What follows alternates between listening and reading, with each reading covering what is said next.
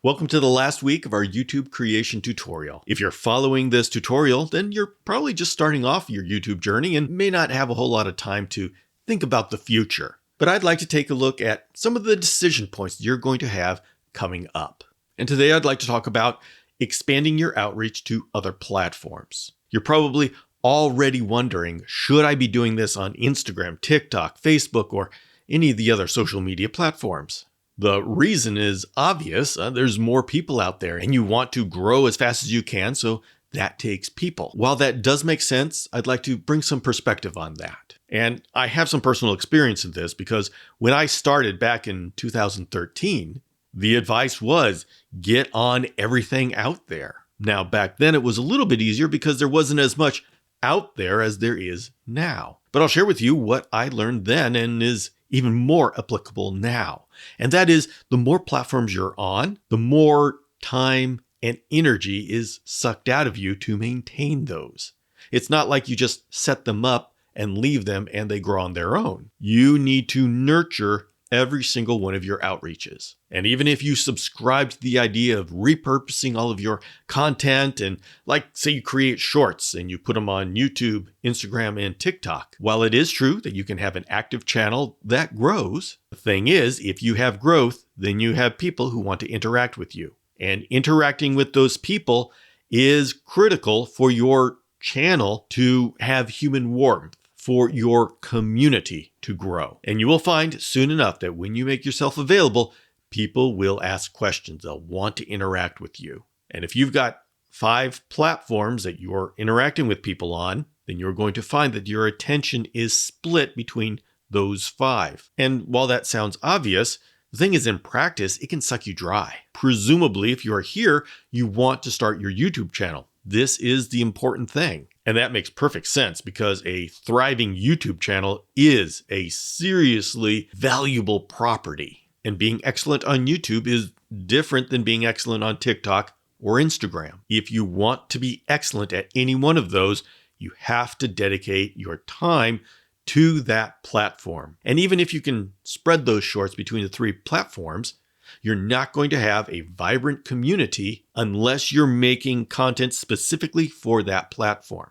And the reason is because the audiences are different. But we don't have to focus on the subtle differences between the platforms because you as a creator should be focusing on one of those as your top priority.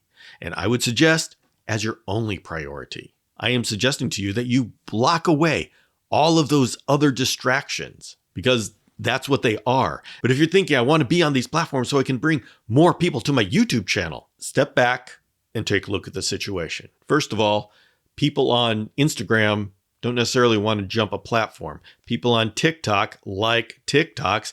Why would they go to YouTube? So going to these other platforms to try to gather people to come to YouTube, that's a tough thing to pull off. And I want to say you don't have to do that. YouTube is the world's 2nd biggest search engine. It's got 2.5 billion people on it. You don't have to go to these platforms to try to get those people to come to YouTube. You already have a huge audience on YouTube, a huge group of people that, most importantly, love YouTube. You don't have to convince them to like YouTube. All you have to do is give them a reason to look at your video. And the reason why I'm specifically bringing this up is because there is the advice out there saying be on all the platforms. And we know about all these platforms, and so we feel the pressure to be on these platforms. And those reasons aren't necessarily bad. So let's go ahead and do a compromise. Go ahead and get your account on all of these different platforms. Reserve your channel name. You can put some token content on there so people know it's not a dead account. And yeah, maybe it's a good idea to post something there weekly, and that is a good approach. I have a number of accounts out there in my names that I don't use, but I could at any time. The important thing is that it's there, it's waiting until I have the time or the reason to bring them to life. But have the self-discipline to know your priority list. And if building up your YouTube channel takes all of your time, then don't stress when you don't have time to post to TikTok. While I've been doing this mini series here on this channel, I haven't been posting to TikTok, Instagram, or any of the other channels that I have. Now, that isn't a good way to maintain a channel, but I have set my priorities. This is what's most important. If I don't have any time after I'm done doing this mini-series, then I don't stress about what I'm not doing on those other platforms. Once I'm done with this mini-series, we've got one more week to go, then I'm going to give attention back to those platforms. Every situation is going to be different. You're going to have your own set of priorities. What I'd like to do in this segment here, before the halftime, is let you know that it's okay to set those priorities. Not only is it okay, it is necessary to maintain your sanity and your mental health. So, set your priorities and don't overwork yourself with the feeling that you have to be everywhere. After the break, I want to talk to you about some special platforms. YouTube, Instagram, TikTok, Facebook. These platforms, unfortunately, are not yours. You can lose your account at any time for any reason and may not have recourse. YouTube is the least offender of all of those for making accounts disappear in the middle of the night, but it's an important topic to talk about because once you start a substantial outreach, you don't want any one of these platforms to be able to totally destroy all of your work. So let's check in with Yvette, and then afterwards, I'm going to be talking about the 3 platforms that you own. See you soon.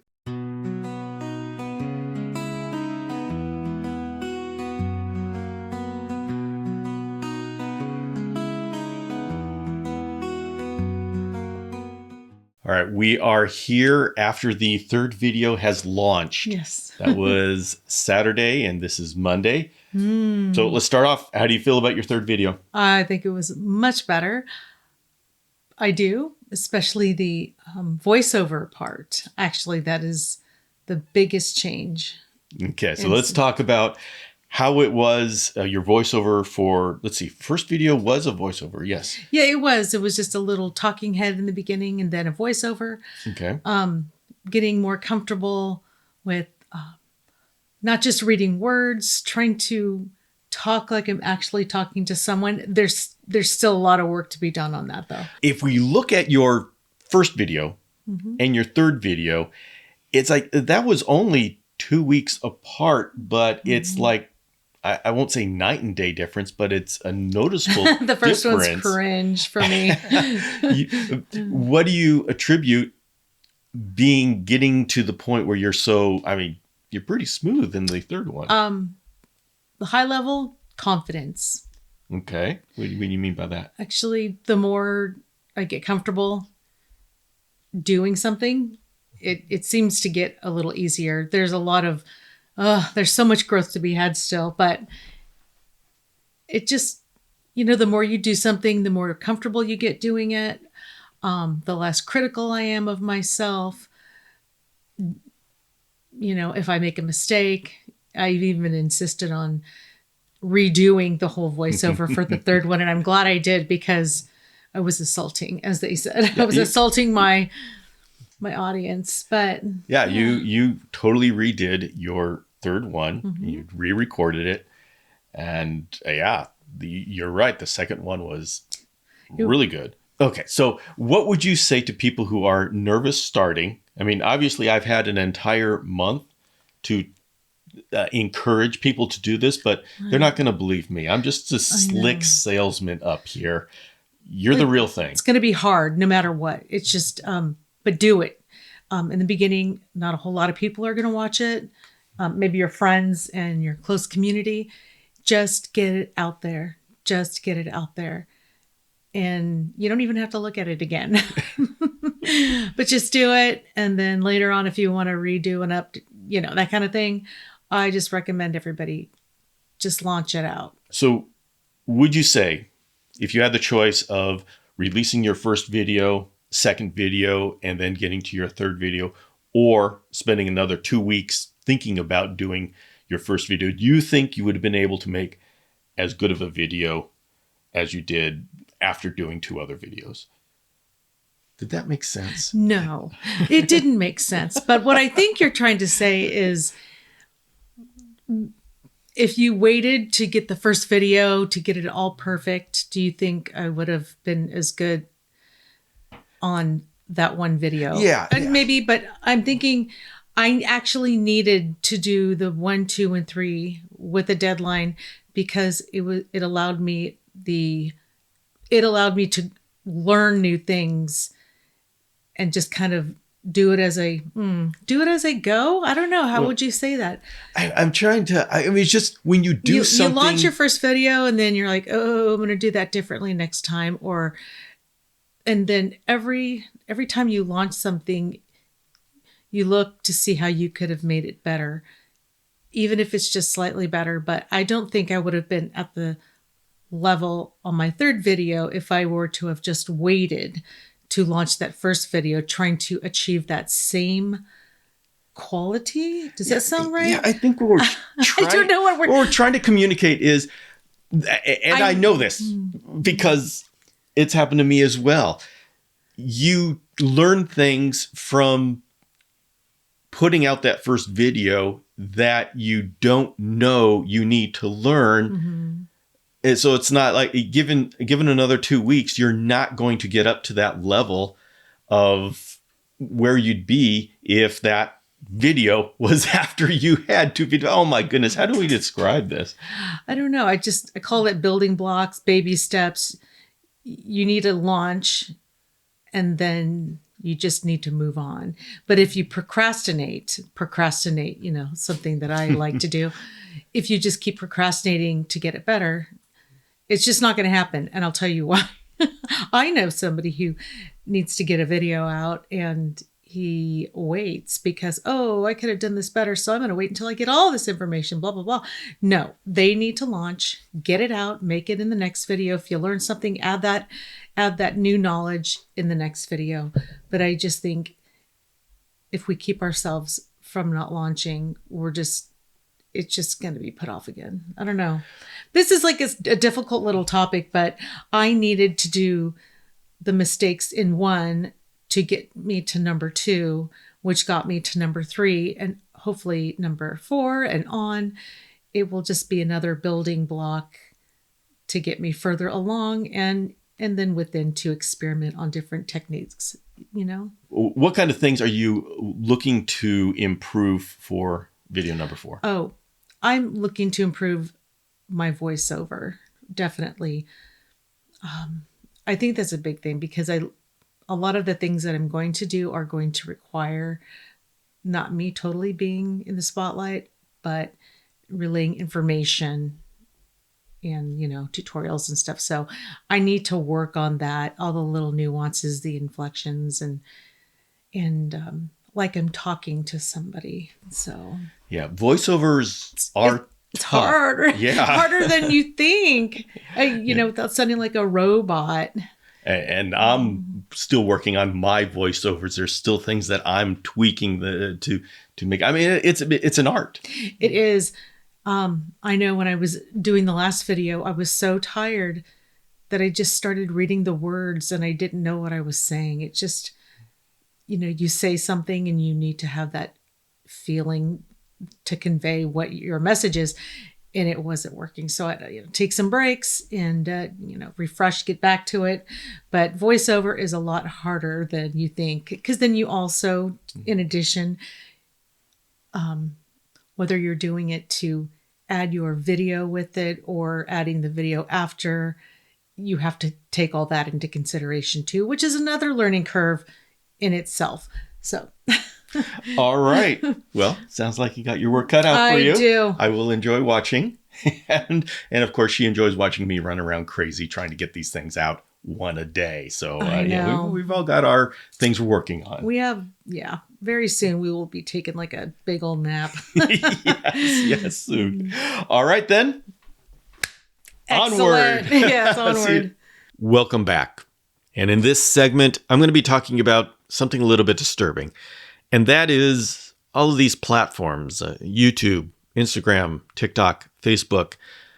We can create profiles on these platforms and they make it really easy for us to do that. Unfortunately, we don't own that space. We're only renting it. And in extreme conditions, we can be kicked out of that space with no warning and no recourse. And what I mean by that is your account could literally disappear in the middle of the night. You don't know why, and you don't know who to talk to find out how to get your account back. Often, this is done completely by artificial intelligence, and there isn't even a human being involved in making this judgment that you have violated community guidelines or something like that. Oh, if only we would know why our account was taken down. Was it because of a hacker? Was it because of a mistake on our last video? Who knows? And this may seem overly dramatic. I mean, does that really happen? And unfortunately, yes, it happens. Now, YouTube is the least offender of all of these social media platforms. I know people who have lost their Instagram account without warning and recourse numerous times. And it ended up being a bunch of people who decided to get together and report them maliciously. They were lucky at one point to actually be able to talk to someone at Instagram who said, okay, if this happens again, we're going to block them. But few of us have the opportunity to eventually get to talk to a real person at these social media platforms. Instagram, TikTok, and Facebook are horrible about just removing your account. Now, having your account removed without warning is more likely if you have a controversial topic that you're talking about. But it can happen if you have people in your community who would rather not see you succeed. And they can get together, mount a malicious campaign, and they may or may not be successful, and you may or may not have your account just disappear. Now, once again, YouTube is a whole lot better at not doing that. But I want to introduce you to the concept that there are some platforms out there that you own. Stay on YouTube.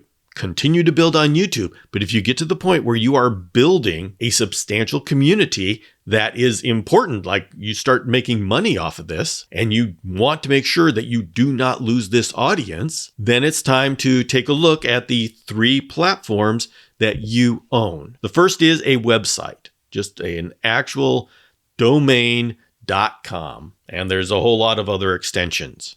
The thing is, you own a website, a whole lot of work to put it together, and you are 100% responsible for getting people to come to the website, but that website you own. And so when people come to the website, whether they like it or not, they can't take away your website. You have a space where people know where to find you. And you're saying, oh, well, wait a minute. What do I do with the people once they come to my website? Because websites, of course, are pretty one way. And this is where the second element comes in, an email newsletter. When you collect email addresses, those are direct communications with your followers. If I lost my Instagram account today, I would have no way of contacting my tens of thousands of followers on there. They would literally be lost in an instant. And so by starting a newsletter where you gather email addresses from your website, you now have the list of the people who follow you. Now, once again, a newsletter is an entire outreach of its own. It's not a simple thing. We've all been told you need to have an email list, you need to have a newsletter. While that is good advice, also remember there's a lot of work that goes behind that, especially maintaining it. You can't just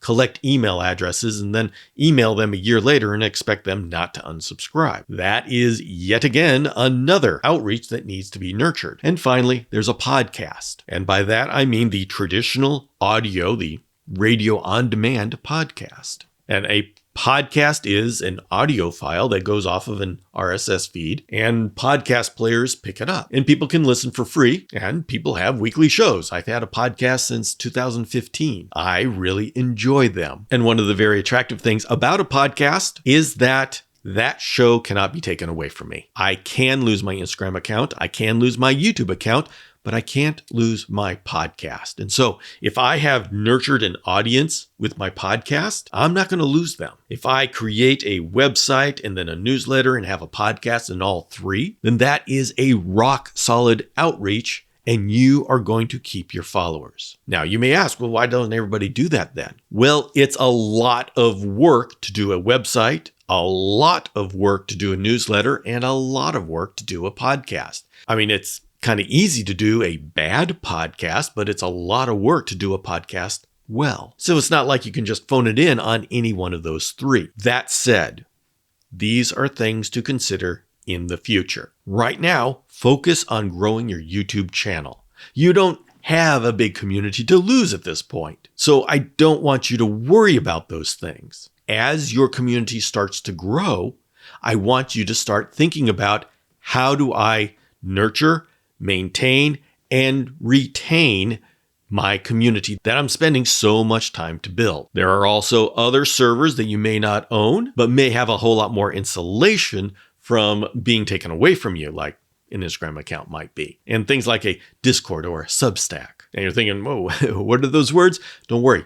In tomorrow's episode, we're going to be talking about building community. Once you have your YouTube channel going, it starts firing on all cylinders, and you start getting people in your comment section that are return viewers. You start to build a loyal audience. Once that starts happening, it's time to start thinking about, how do I build a community? There's no rush. There are some people who have wildly successful YouTube channels that have nothing outside of YouTube. They have huge followings, they make a whole lot of money, and it's all on YouTube. And that might be you, but go into it understanding the risks. And it's not an easy answer. If you want this insurance of maintaining your email list or your podcast and all that, that's a lot of work, and that's going to take away from building your account on YouTube. So it's not an easy answer as to you should do this. All I'm presenting here are options for you to consider when it's right for you to consider it. But right now, at this point in your journey, the only thing that's important is that, number one, you understand the dynamics of what's going on this